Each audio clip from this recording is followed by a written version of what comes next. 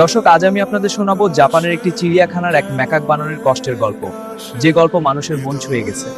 জাপানের একটি চিড়িয়াখানায় জন্ম নেওয়া এই ম্যাকাক বানরের জীবন শুরু থেকেই কষ্টের।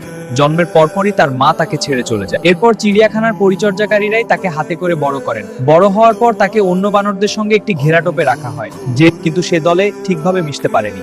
সবসময় একা একা থাকতে দেখা যায় তাকে।